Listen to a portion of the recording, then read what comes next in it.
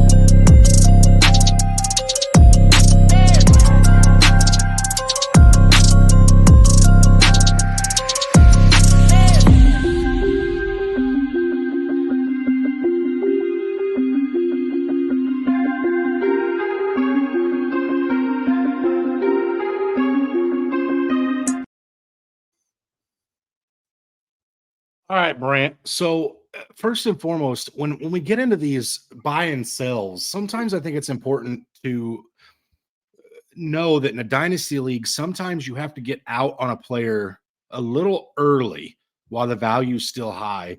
I've been on the wrong end of that a couple of times. Last year I sold off both Alvin Kamara and Cam Akers, or excuse me, Alvin Kamara and Austin Eckler. What an insult to Eckler that I just called him Cam Akers. But I felt like I was at that spot where I had to get rid of some of that age before it was too late, and the value didn't get back up high enough. So sometimes when you're like, why would I sell that guy? He's in the middle of his prime. He's killing it.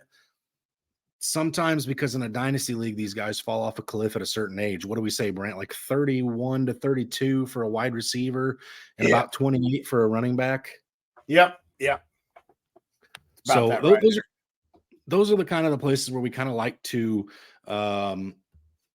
start selling off some of these guys. Now, Brant, first I want to ask you, are we starting with our buys or are we starting with our sells? Because I want to play a game here with you a little bit as I go through mine, but I want to know which one I want to start with. Let's start with the buys, and let's start out with the buys, and I'm gonna shock a few people with my two buys here, I think. Okay, so my first buy, Brant, is a guy that is currently running back 7 in PPR formats. He's averaging 15 points per game right now, and he's averaging only just slightly above 50% of a snap share. He is getting consistent pass work for a guy that's not expected to get pass work. And I will say that the hype on this guy all offseason was not existent. It was on his running back mate that was extremely high, Brant. So my first buy that I have for you is Brian Robinson Jr. of the Washington Commanders. The Washington Commanders, in my mind, I know you and I have sat down and talked about win-losses before. This team's playing a lot better than I expected. I think a big part of that has to do with Sam Howell. Another big part of it has to do with how effective that run game is with Brian Robinson. I know on the live start sit, you and I were both kind of on the fence about Brian Robinson Jr. this week due to the fact that he played the Philadelphia Eagles' stout run defense, but he did manage to find the end zone. He had a pretty productive game, Brant. And what I'd really like to know here is I'm interested.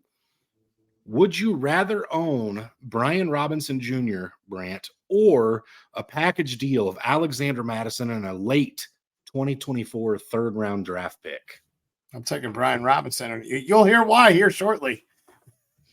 Okay. So, again, this is a guy that right now is exploding. People are still – if you're in a super laxed league where guys are like they pay attention, they set their lineup, they sometimes respond to trade offers but don't necessarily always pay attention. Brian Robinson's a guy who's probably sitting on the bench at whoever owns him because they're like, oh, he's a gross running back for the Washington Commanders, and his name's not Antonio Gibson. Well, this guy's the guy to own in Washington right now. And again, that 50% snap share does kind of scare me a little bit, but he actually out-targeted Antonio Gibson this week. So in a game where it was close all game. So I think that speaks volumes. Brian Robinson's a guy I'm looking to acquire anywhere and everywhere I can, Brant. Yeah, absolutely. Absolutely. A definite guy. His rushing total was down this week. So it's definitely a good chance to get on there. He did have some good receiving work. And as you mentioned, he did find the end zone. Had he not found the end zone, I think you may be able to try to probably get him a lot cheaper. But even with that, this is a guy that I'm definitely moving forward to. Antonio Gibson just hasn't looked good. I watched a little bit of that game, and Gibson just hasn't looked all that great. So I think it's Brian Robinson's backfield, and I think his snap count will go up as weeks go on. Speaking of snap count go up, I'm going to talk about Aaron Jones of the Green Bay Packers. That was his first week back from injuries. Yes, he got hurt week 1, so he only played, I think it was 47% of snaps. So he missed, most of week 1. He missed week 2, week 3. Came back this past week in week 4. He was on a snap count. Played 35% of the snap. Right now, it's the best chance to get a buy low on this guy. He's been a top 12 back the last 2 or 3 years. He's in Dynasty too. If you're playing to win, this is the guy that you absolutely could probably buy real low on right now because a lot of people are going, oh, his age, oh, he's injury concern. Oh, AJ Dillon's still there. AJ Dillon was nothing impressive while Jones was out. Jones is the guy in Green Bay. They're going to have to get that running back game going if they're going to compete in these games. We saw this week with nothing being able to really get going against the Lions that they just it was ugly to watch. And Jones is that guy. He was, like I said, he was on the snap count this week. He only played 35% of the snap. Aaron Jones is the guy that I'm going out and I'm trying to buy. I'm trying to sell off some of my bench depth for him. Maybe Antonio Gibson, just name-wise and age-wise, maybe throw a late second or late third, could probably go get you Aaron Jones if you are competing this year. Some of your later bench depth really could probably go out and get Aaron Jones, and you just got to think about it that you're giving up that depth in order to acquire a starting piece. Okay. Yeah, I as somebody who watched a few Packers games this year more than I'd care to, just due to the fact that the Falcons have played them, Brant. I think it's really interesting just how stagnant that offense looks without Jones and without Christian Watson. And I'm one of the biggest Christian Watson truthers there is, but that team did look a lot better with those guys on the field, Brant. And two, just to further put the point there, you're talking the same value wise according to some of the tools that exist out there. Joe Mixon and Aaron Jones, Derrick Henry and Aaron Jones, and Terry McLaurin and Aaron Jones are all pretty close in value there. And yeah, when you talk about a guy that could be a great player down the stretch for a team and somebody maybe they're selling because their record's not been great because he's not been on the field. Maybe they're selling because they don't buy into it anymore. But yeah, Brant, I think that's a damn good piece to go try and add. Absolutely. My next one here is one that, as I started looking into this player, Brant, I was like, I didn't realize it was that good. And maybe I need to start sending some offers out to try to field this guy because it's impressive. And I think, again, like similarly with Brian Robinson on a bad team, this is another guy who's on a woefully bad team. And it should only get better for this player, Brant. I've got Marquise Hollywood Brown. He's the 17th overall wide receiver in PPR formats right now. He's averaging 14.1 points per game. Again, in PPR scoring, Brant. He's going to get an upgrade at some point in Kyler Murray. And even if Kyler Murray doesn't end up coming back and playing for the Arizona Cardinals, this is a team that's going to play from behind quite a bit, right? This is a team that Joshua Dobbs is coming out and looking electric. And Marquise Hollywood Brown, Brant, is a guy that I think I'm going to start sending some offers for probably as soon as we get off of this recording here. So let me ask you first, Brant, if you were a rebuilding team, would you rather have Marquise Hollywood Brown or a 2024 mid-second round pick?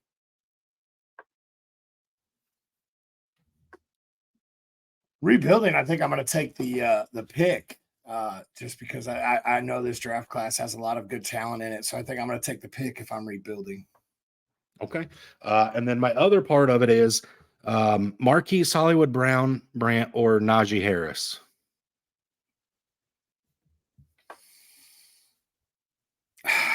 Man, I really want to say, excuse me, I really want to say Najee, but I think I got to go with Brown here. Najee was really on the cusp of one of my sells this week. I own him in too many leagues and I couldn't convince myself to sell him yet. Hey, that's understandable. But yes, Marquise Brown shockingly having a quiet, sneaky good season, Brant. Absolutely. Absolutely. So my next guy here, I'm going to talk about, he's actually some of the tools that you can look up. His value is really right there around Najee Harris, Damian Pierce, Chris Godwin, Anthony Richardson, and Jahan Dotson. And that's Anthony Richardson, I believe, in a 2 QB league. I'd have to go back up. And Calvin Ridley. That's Derrick Henry. This is a guy, 29 years old. You and me talked about it last week. What in the world happened? Well, what in the world happened is they got the butthole stomped in them 2 weeks ago. And then this past week, they realized, let's feed the beast. Let's get him on the field for over 50% of the snaps, and let's win some games. He's seen over 20 carries in almost every single game.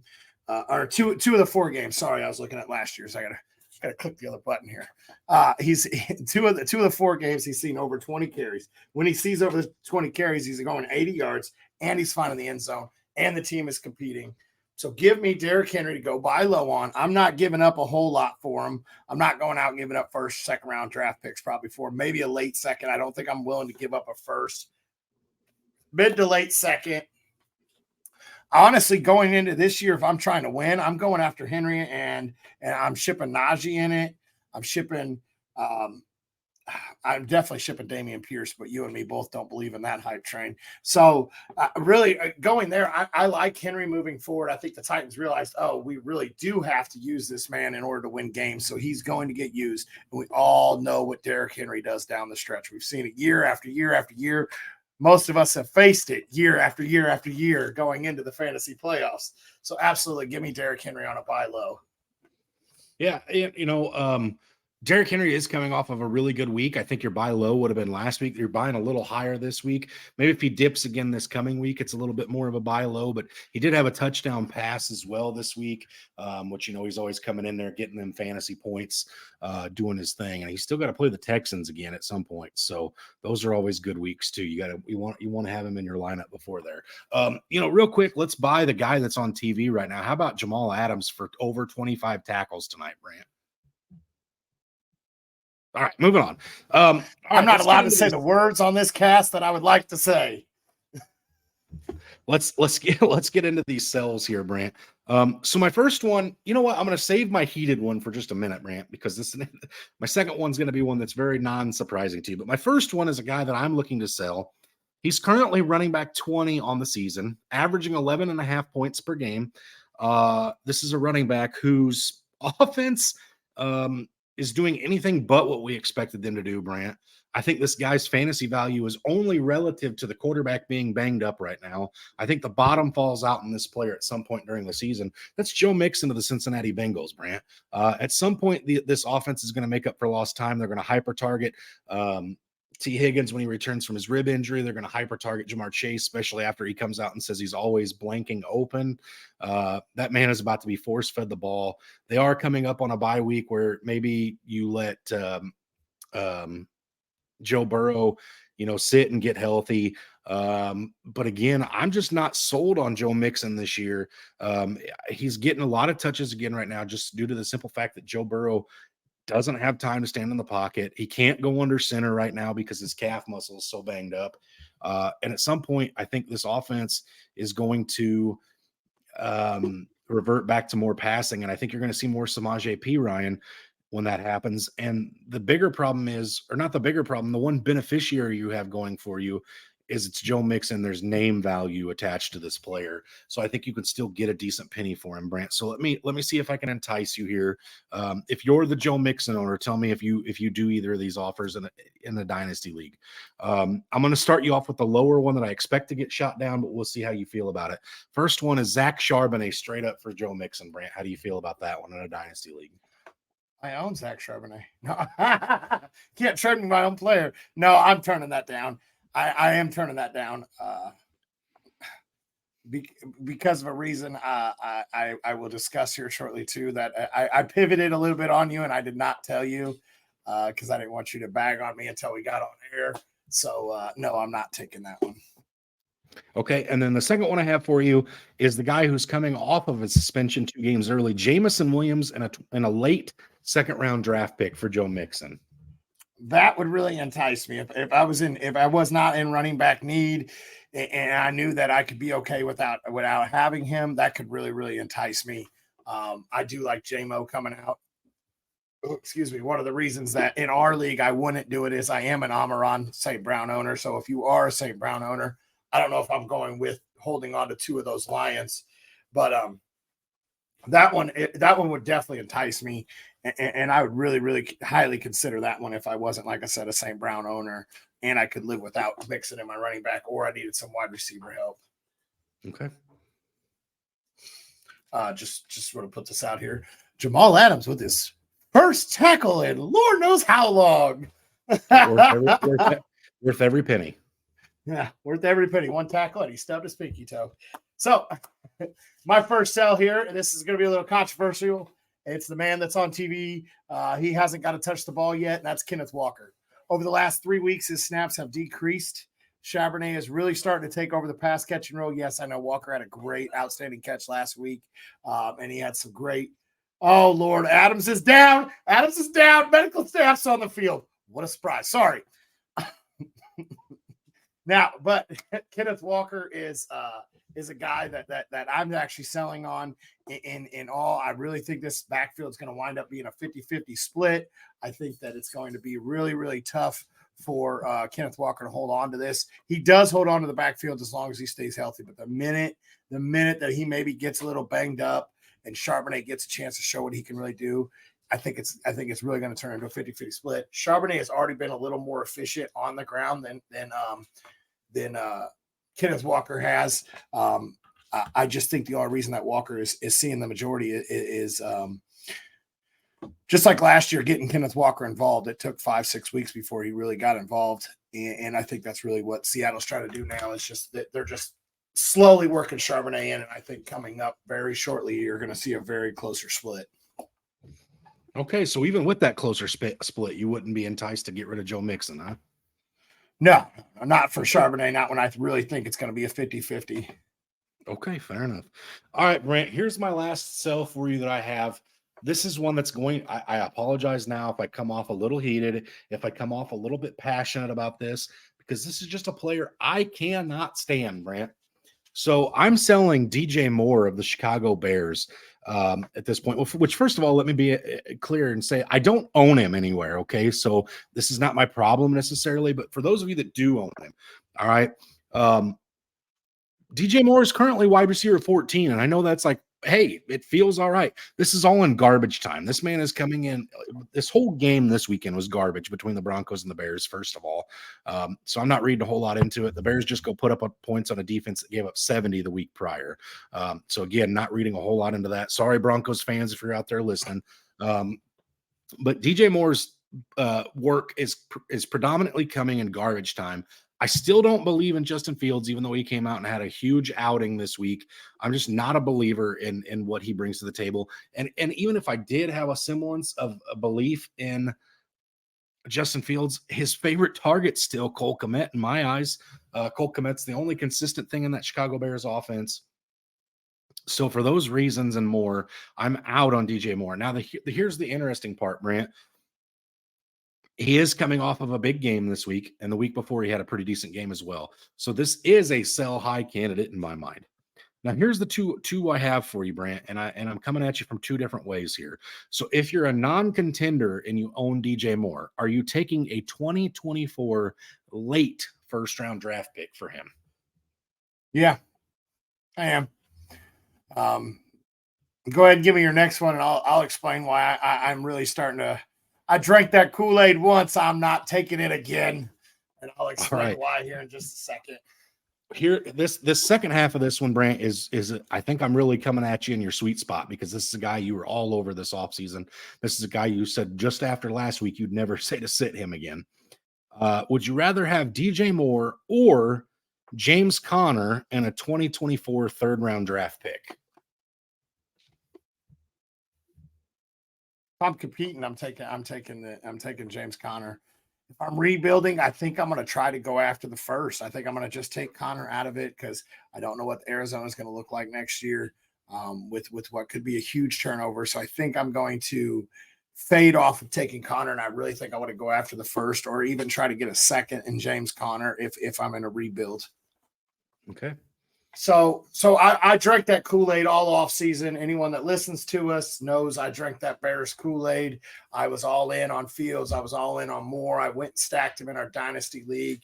And Fields right here is some of the notes that I had down for my sells. But I was like, man, I can't really I hate talking about quarterbacks and selling them, because a lot of people are still in single quarterback leagues. That's why I pivoted over to Walker. Fields is a guy that I'm getting off of everywhere, because I don't know if he's the starter next year. Great, you could tear up the Broncos defense, but you can't tear up anything else. You just can't. So, but I'm going to get into my other sell, and that's Alexander Mattison. I know you and me talked about this, and you really did think he was going to come out and ball out, which he did. The last 2 weeks have been great weeks for him, seeing 80 and then 69% of snaps. Cam Akers is starting to get worked into it. I think as he gets more comfortable with the offense, I think it becomes more of a 50-50 split.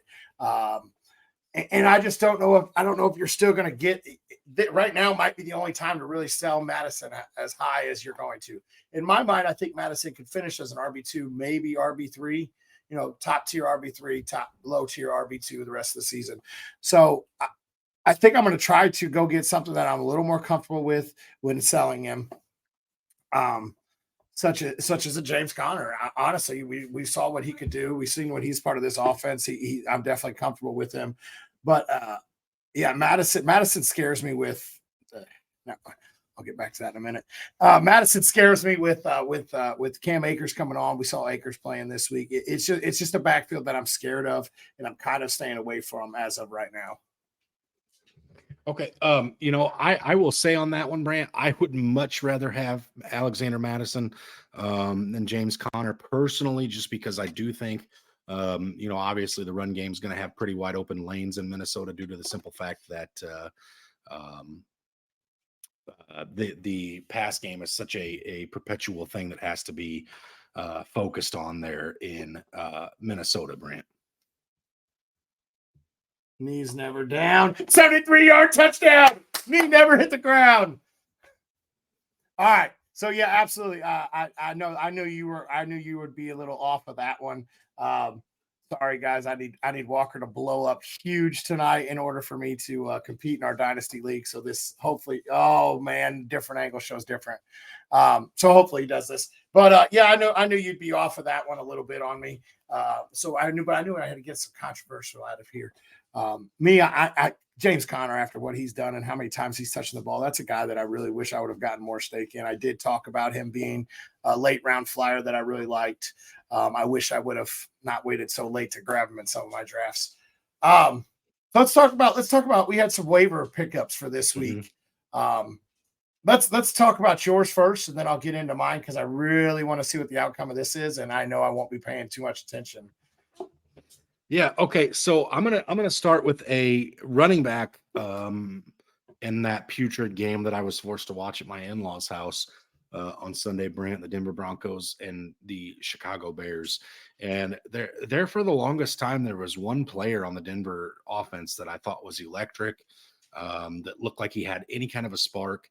And it was not Javonte Williams. Javonte Williams, I think, is a shell of his former self coming back from that injury. I'm just not buying into Javonte Williams.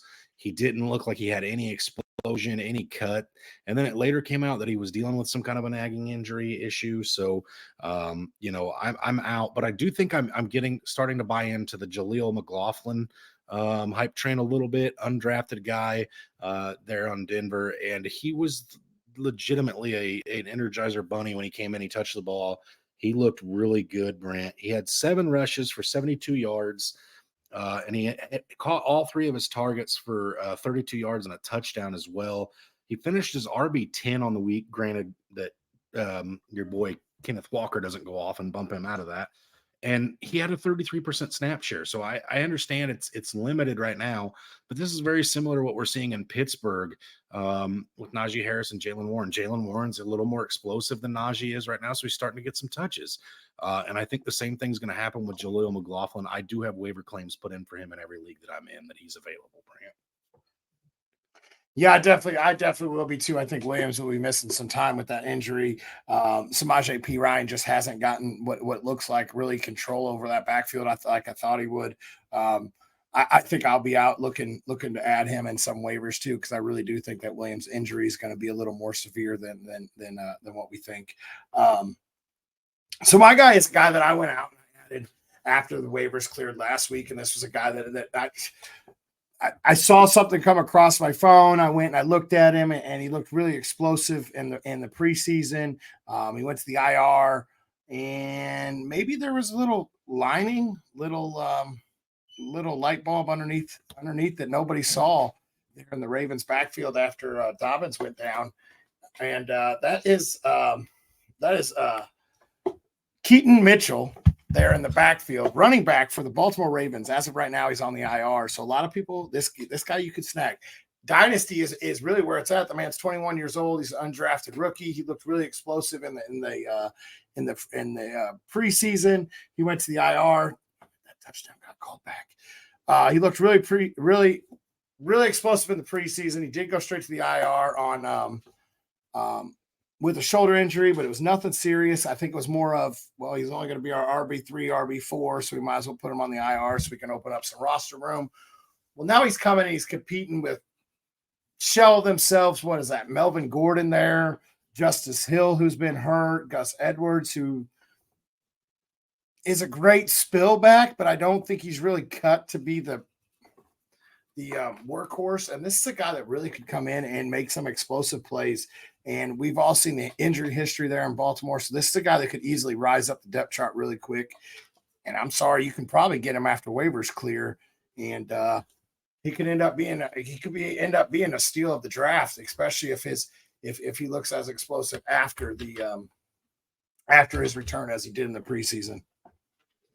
Yeah, I'm still, Brent, just to talk about it real quick here, not to rub salt in an open wound. I don't see any part of his body hitting the turf. I didn't see it there. I don't either. That was my fantasy win right there. Looks like your boy Jamal Adams is pretty fired up on the sideline too. But anyway, so we'll move into this Thursday night game quick, Brent, and get you out of here, because I think this Thursday night game is going to be one of those games that you'd wish you were doing something other than I will be watching football. We've got the Bears, who haven't won a football game since last October, against the Washington Commanders, who look a lot better, but it's still not the sexiest of opposing teams, Brant. We've got the Commanders favored by a touchdown at home and a 44.5 point spread on this game. How do you feel about this Thursday night? It's gross. There's nothing really that entices me. I think Brian Robinson comes out. I think he balls out, which I think is why this might be the last chance to buy him is right now. I think Terry McLaurin has a great game because I don't know if Dotson will play on a short week. I look for, Sam Howell to really solidify himself as that quarterback there. And I look for Justin Fields to go back to the way he was in under 20 points fantasy. Just right now, he's sitting on the cusp of fantasy QB 12, which, I mean, great, but a lot of people were drafting you to be a QB top 4. And I think he goes back to under 15. I don't see it. Washington's front line will get after him. And maybe he gets into the top 10 QBs this week if he runs away from them, because that might be the only chance he has, because that Bears offensive line is atrocious. I'm sorry, but I think your front office needs to do some deeper research, because the offensive lineman, I don't remember his name off the top of my head, but when we got back from the draft, I looked into him. He already had back issues, and I believe that's what he's out for again. Why would you draft a guy that already had issues with his back going into the combine? The Bears front office is just making this team look even worse. And I'm sorry, I drank the Kool-Aid, and I'm sorry I tried to pour you guys a couple glasses, and I apologize for that. I led you in a bad direction this year. Hopefully I can help you out with it after next year. Don't follow my Chargers advice, and apparently don't follow any Bears advice I may give you. Roshan Johnson. So Khalil Herbert. Yeah, I was guilty too, Brand. I expected to see Fields take a step forward, but I think most of America did. You didn't force anybody to draft Justin Fields who didn't already have some preconceived notion that they wanted him. He was fantasy gold last year, and there's still a chance he gets back to fantasy gold without being a relatively good quarterback in the NFL. If we see him scramble out of the pocket a little bit more, hey, it'll be what it is. So, but yeah, I think you're right, Brent. I think Cole Kmet's a guy who doesn't come out of my lineup at the tight end position after this week. I'm not saying he's going to do what he did this week every week, but I think he's a safe play at tight end. Brian Robinson, as you mentioned, and again, this is a tough defense in Washington. They got a nasty front seven. So I'm lowering expectations on Fields, DJ Moore, pretty much just about everything on the Chicago side of it. And I do think the Bears start the season 0-5, Brand. I'm not looking for them to get their first win this week. Yeah, I do know it's looking good for me, and a little friendly wager I have with a friend of an acquaintance. I don't know if we want to call him a friend. With the Bears going under 6.5 wins, it's looking pretty good for me. But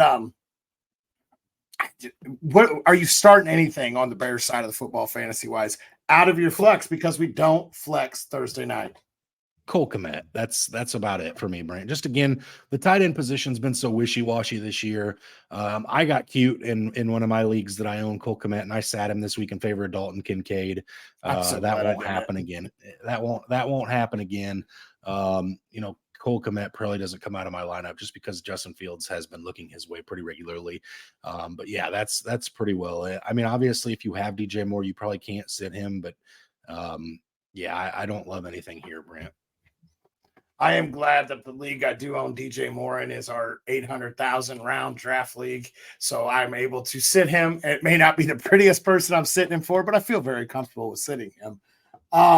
As for the Bears side of the ball, Cole Kmet's the only thing I feel comfortable with. As for Washington side of the ball, I think I like their defense. I think I like Brian Robinson. Why did you change the color to blue? You're so mean to me. The green wasn't working, so I put the blue on for you. It's not for the Giants. It's the green and blue of the Seahawks. Oh, okay. Just to be I fair. think I'm starting everything on Washington side of the ball, but as for the Bears, Cole Kmet's the only thing. Cole Kmet might be the only thing I feel comfortable starting with moving forward on that offense altogether. Khalil Herbert's starting to scare me a little bit, and I think if they fall any further behind, I think they're just going to hand the ball to Roschon Johnson and say, hey, let's see what we could do with you. Yeah, it's getting to the point, Brant, where you're only a few wins away from starting to do some player evaluations for next season. So, it's definitely getting ugly in Chicago. Hopefully they can get something figured out for those of us that do have fantasy investments there in town. Absolutely. Absolutely. I think that wraps it up, guys. As always, stay hungry. Stay fat, my friends.